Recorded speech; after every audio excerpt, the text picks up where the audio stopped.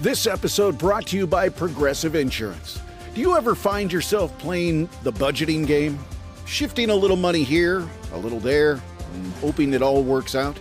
Well, with the Name Your Price tool from Progressive, you can get a better budgeter and potentially lower your insurance bill too. You tell Progressive what you want to pay for car insurance, and they'll help find you options within your budget. Try it today at Progressive.com. Progressive Casualty Insurance Company and Affiliates. Price and coverage match limited by state law. Not available in all states. It's Barnes and Leslie, new Mumford & Sons music coming up in just a few minutes. We gave away $1,000. With the $1,000, we have $5 a day, $5K a day, $1,000 5 times, part of a $150,000 bag. So we gave it away around 6:20 this morning, the first time. Does that mean there's a second time? I would listen until 10 if I were you. Let's get some sleaze brought to you by McDonald's. Support local business owners and entrepreneurs in your neighborhood by visiting a nearby McDonald's today. Charlie Sheen. He was on with Greg Gutfield on Fox talking about how Bill Clinton tried to get with his then girlfriend. Bill Clinton tried to bang your girlfriend. I mean, like, not in front of me. Important distinction. Sorry? I said that's an important distinction. Yeah, it is. Yeah. No, he was overheard by Alan Ruck. Yeah. It's a story in the book, saying, find out what you can about the brunette. Yes. And and that was Dolly Fox. I love the name of the girl, Dolly Fox. Yeah, and I say in the book that she lived up to both sides of her name. So I think she'll feel complimented. Man, he's the gift that keeps on giving for sure. I have to say, and I look at all the comments of all these Charlie Sheen interviews, and people love him. They just love him. Now, what other guy do you know that buys their drug dealer an apartment, invites them to the premiere of their docu-series? He was on the red carpet. I'm talking about Mark Abeda, Charlie's drug dealer. Marco, a.k.a. Phil Hines, spelled just like the ketchup, is a friend of mine. And remember exactly how we met? I had just got out of prison, and I get a phone call. I'm like, bro, who are you? It's me, Charlie Sheen. I'm like, oh my God, this has got to be a prank. Every night for like the first 2 weeks, then to like every other night.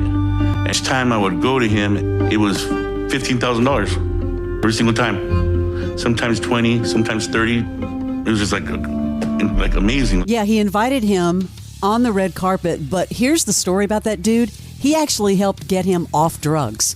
Yeah, that guy's responsible for helping to get Charlie Sheen off drugs. So he was his dealer, and later on, he was his savior? Yes, he was.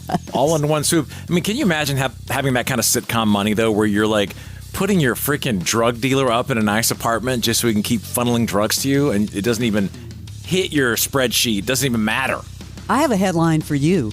Elvis Presley once called Priscilla while she was in bed with Robert Kardashian, and he never found out. What? Here's the gift that keeps on giving, another memoir. Softly As I Leave You, Life After Elvis will be published out this week from Priscilla. She says in her new book that, they were broken up at the time, and she started seeing Robert Kardashian. I kind of missed that, didn't you? Yeah. Yeah, she said he called one night, I guess it was super late, and she was in bed with Robert Kardashian. Quote, he'd have gone ballistic, maybe literally, if he had known Robert was in my bedroom. Elvis always carried a loaded gun, sometimes more than one. Man, can she squeeze another drop of blood out of the 50-year-old dead body of Elvis Presley? Unbelievable, right? Keeps it coming. I mean, how long can you... they divorced and she moved on. Keeping that identity attached, I know you want to get money, get paid, but man, this much later, you're still pulling out Elvis titles? Why is that memoir coming out so late? That's what I want to know. I know, but I guess she needs the money or she needs the attention, one or the other. Gary Busey sentenced for groping a woman at that horror movie convention. 2 years probation.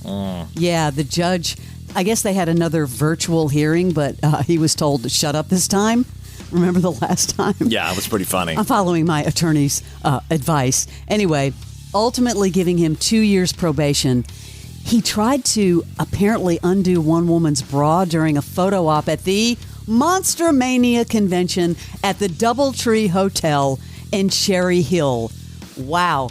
Yeah, accused of groping at least 3 women. How sad and embarrassing. Where does that go? If you go to undo some woman's bra at a convention, and then what, you think she's just going to drop everything else she's wearing and jump on you? Was he out of his mind, like when Charlie Sheen was on drugs? Like maybe that was the ultimate thing? It's just such a weird thought process to go, I'm just going to undo her bra. Well, here's another one of those stories. This one, what? On Jenna and Friends, Rosie Perez says that Woody Harrelson playfully oogled her boobs before filming an intimate scene. One of my first real sex scenes was with Woody Harrelson, and I was so afraid to come out onto the set because I didn't want him to see me naked. Yeah. Yeah, and it was so... So wait, what you wore a robe or something and then walked out and... Yeah, and then when I disrobe, because he goes, come on out, everybody's respectful. I go, okay. And when I this, he goes, oh my God, look at your boobs. I went, oh, jeez. My goodness. That's such a Woody thing to say, but man, what a great movie. White Men Can't Jump. That was a killer movie. That really was. Sometimes I see stories about these older movies and I haven't seen them in like 20 years and I go back and watch them again.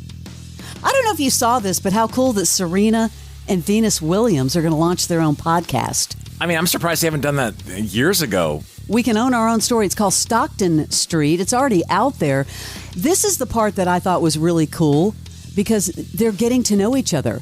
Quote, as close as we are, we had to keep so many things distant. We had to keep so many things distant because of our jobs. See, I didn't think about that because they were opponents, right? Yeah. So this is their opportunity to actually get to know each other. Wow. They were, but Serena kind of owned Venus, if I remember correctly. Yeah, well, they filmed the first episode at the Arthur Ashe Stadium just before the U.S. Open. Kind of interesting because, you know, I think Serena retired after playing her final match at that stadium in 2022.